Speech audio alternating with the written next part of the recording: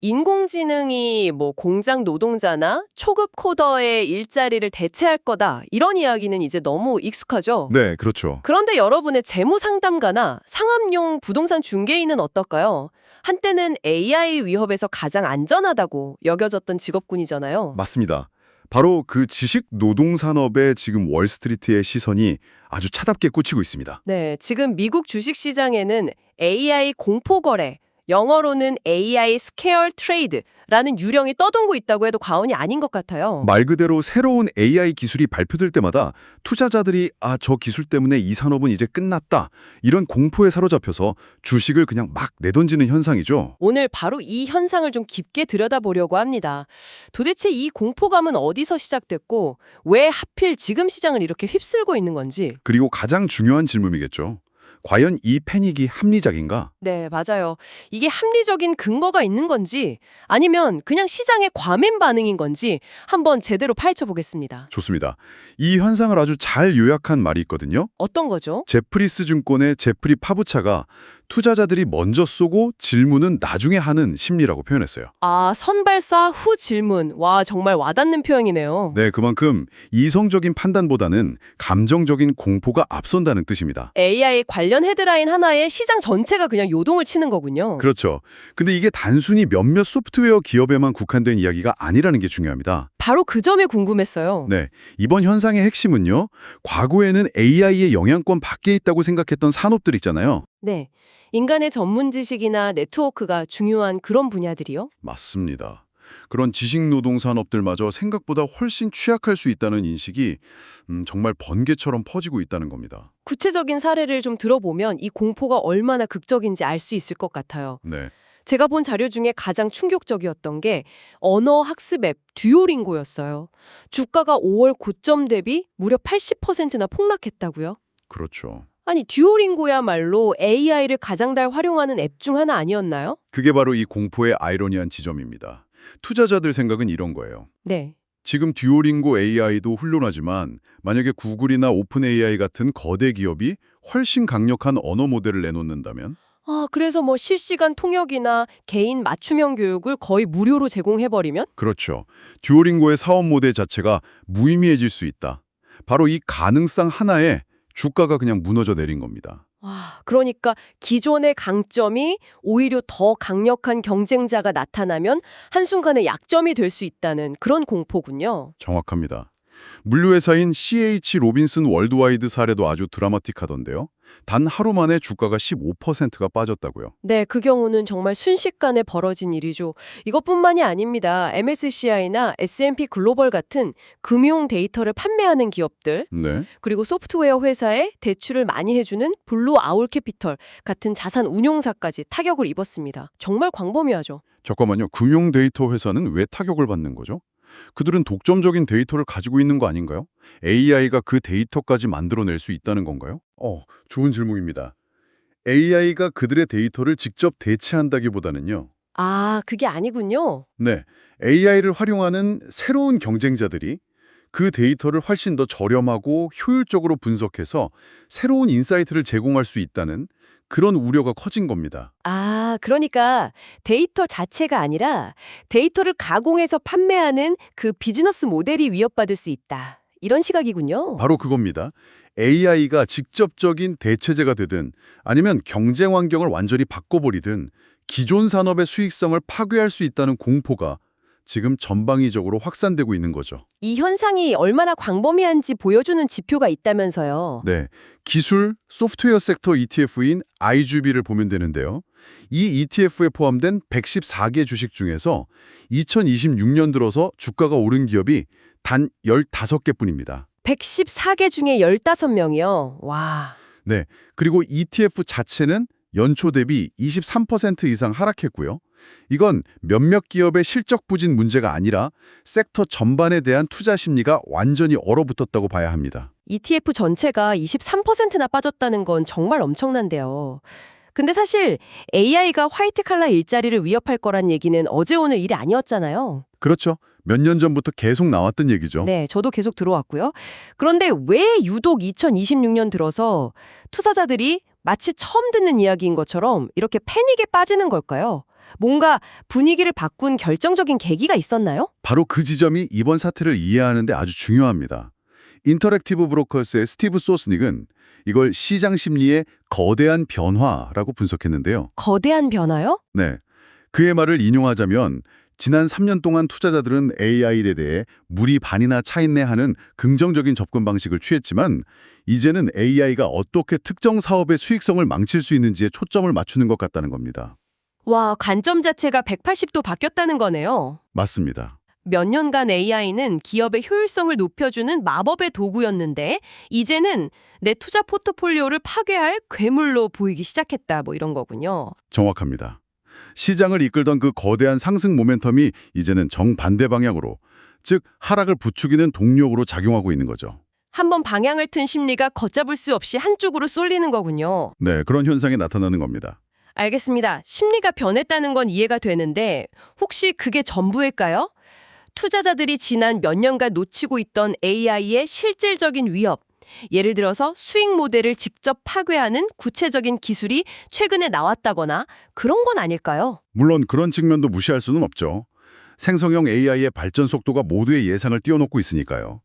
하지만 UBS 글로벌 자산운용의 데이비드 레프코이츠 같은 전문가들은 조금 다른 시각을 제시합니다. 어떻게 보나요? 그는 기업의 실제 가치, 그러니까 펀더멘털 관점에서는 크게 변한 것이 없다고 지적해요. 펀더멘털은 그대로인데 주가만 폭락했다.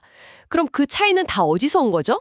레프코이츠는 현재 시장의 움직임이 투자자들의 포지션 쏠림 현상이나 알고리즘 매매 같은 다른 요인들 때문에 실제보다 훨씬 과장되고 있다고 분석합니다. 아, 그러니까 예를 들어서 많은 헤지펀드들이 비슷한 전략으로 특정 주식을 공매도하면서 하락을 부추기고 네, 그게 또 다른 매도를 불러오는 악순환이 생긴다는 거죠. 즉, 기업의 본질 가치 변화보다는 시장의 수급과 감정이 이성을 압도하는 상황이라는 겁니다. 그렇군요.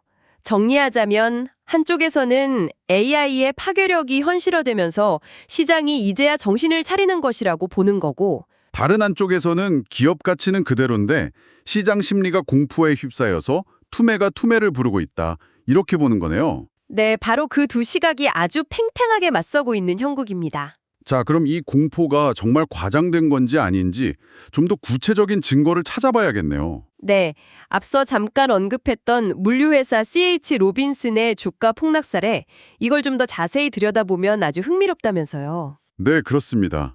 이 사태의 방화쇠를 당긴 건 알고리즘 홀딩스라는 회사가 발표한 보고서였어요.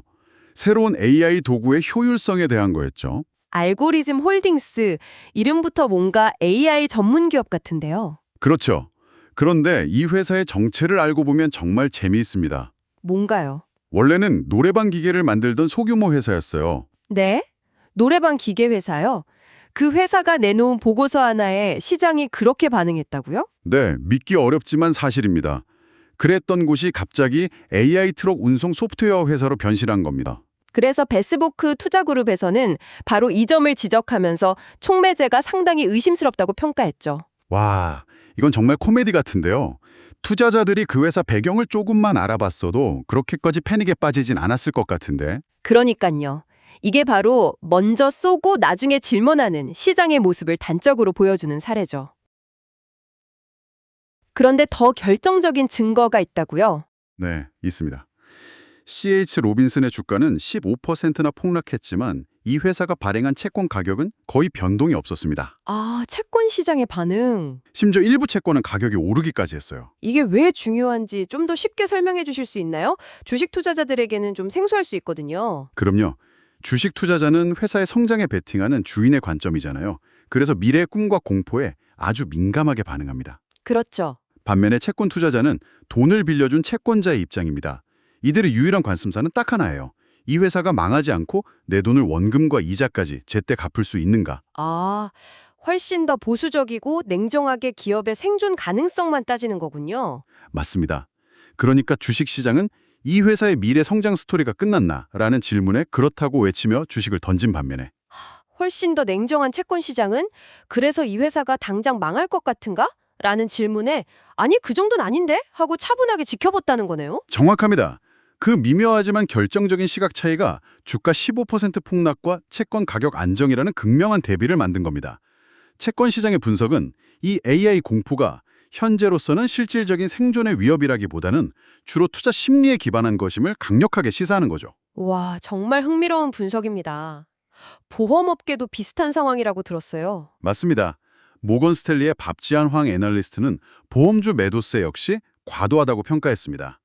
물론 그도 앞으로 5년 안에 개인 자동차 보험이나 주택보험처럼 비교적 단순한 상품들은 AI에 의해 상당 부분 자동화될 수 있다고 봤어요. 하지만 그게 전부는 아니겠죠? 그렇죠. 그는 대규모 상업보험이나 재보험처럼 복잡하고 거대한 계약을 중개하는 전문가들의 역할은 오히려 더 중요해질 거라고 전망했습니다. 아, 대체되는 게 아니라 오히려 AI를 도구로 활용한다. 네, 이런 중개인들은 AI를 강력한 도구로 활용해서 리스크를 더 정교하게 분석하고 더 나은 조건으로 보험 인수를 이끌어낼 것이라고 본 거죠. 결국 시장은 대체라는 단어 하나에 꽂혀서 공포에 떨고 있는데 전문가들은 AI가 어떻게 기존 비즈니스를 강화하고 협력할 수 있는지 그 가능성을 함께 보고 있는 거군요. 네, 종합해보면 많은 전문가들이 현재 시장이 목욕물을 버리면서 아기까지 버리는 우를 범하고 있다고 보고 있습니다. 패닉 속에서 AI를 파괴자로만 보지만 전문가들은 AI가 조력자가 될 수 있는 측면을 함께 보고 있는 거죠. 자, 그렇다면 이 모든 상황이 우리에게 말해주는 것은 무엇일까요? 한편에서는 공포에 질려 주식을 팔고 있지만 다른 한편에서는 이걸 기회로 보는 사람들도 분명히 있을 텐데요. 물론입니다.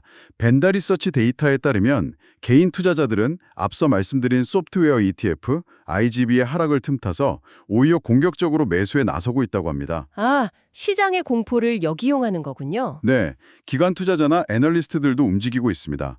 제프리스의 애널리스트는 XPO, CSX, 페덱스 같은 물류 분야의 다른 우량 기업들을 매수할 절호의 기회라고 보고 있어요. 시장의 무차별적인 공포가 펀더멘탈이 튼튼한 우량주를 저렴하게 살 수 있는 박인세일 기간을 만들어줬다. 이런 시각이군요. 바로 그겁니다. 결국 현재 시장은 극단적인 두 감정, 공포와 탐욕, 이 정면으로 충돌하는 전쟁터 같네요. 조지타운 대학교의 짐 에인절 교수가 바로 그 점을 지적합니다. 그는 현재 상황이 전형적인 투기 버블의 정점과 아주 비슷한 느낌을 준다고 말하는데요. 닷컴 버블 시절을 떠올리게 한다는 거군요. 네, 당시에도 시장의 극단적인 기대에 조금이라도 미치지 못할 것이라는 아주 작은 낌새만 보여도 관련 주가가 폭락했거든요. 아, 맞아요. 인터넷이라는 키워드에만 열광하다가 아주 사소한 실망감에도 모든 걸 내던지는 패닉셀링이 있었죠. 그렇습니다. 에인절 교수가 남긴 말이 현재 상황을 완벽하게 요약해주는 것 같습니다. 뭐라고 했나요? 공포와 탐욕이 시장을 움직이며 우리는 지금 그 두 가지가 모두 작동하는 것을 보고 있다. 와, AI가 모든 것을 파괴할 거라는 공포에 떠는 매도자와 그 공포가 만든 저렴한 가격을 기회로 삼는 탐욕스러운 매수자. 정말 힘겨루기를 하는 형국이네요. 네, 맞습니다. 오늘 우리는 AI 공포 거래라는 현재 월스트리트를 휩쓸고 있는 현상에 대해 아주 깊이 파고들어 봤습니다. 이 현상이 때로는 노래방 기계 회사 같은 의심스러운 촉매제에 의해 촉발되기도 하고 주식시장과 채권시장의 반응이 극명하게 엇갈리는 걸 보면서 실제 기업 가치보다는 투자 심리에 더 크게 좌우되는 모습을 확인했습니다. 네, 그리고 많은 전문가들이 현재 패닉이 과도하며 AI를 대체제가 아닌 강화 도구로 활용할 기업들에게는 오히려 기회가 될 수 있다는 분석도 살펴봤습니다. 자, 오늘 이야기를 마무리하면서 이런 생각이 드네요. 우리는 지금까지 AI가 기존 산업을 어떻게 파괴할 것인가 여기에만 초점을 맞춰서 이야기했잖아요. 맞습니다. 하지만 여기서 한 걸음만 더 나아가 이런 질문을 던져볼 필요가 있습니다. 어떤 질문일까요? 시장이 이처럼 파괴의 가능성을 가격에 반영하느라 정신없이 분주한 동안 이 기술이 만들어낼 완전히 새로운 산업의 가치는 과연 어디에 반영되고 있을까요? 우리는 존재하지 않았던 것을 상상하는데 매우 서툽니다. 어쩌면 지금 우리에게 더 중요한 질문은 무엇이 사라질까가 아니라 우리가 아직 상상조차 하지 못하는 어떤 새로운 것이 창조될까일지도